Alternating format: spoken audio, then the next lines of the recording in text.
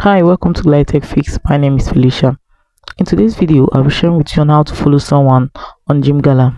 Following someone on Gemgala makes your app to be more active than you expect, because Gemgala works more active when you have more followers and more people with you. So the first step you have to take is to launch your Gemgala on your app. The next is to click on the cat icon, which is your profile icon.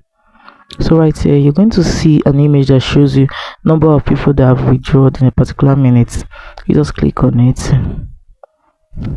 So from here you're going to see the follow option. You just click on it.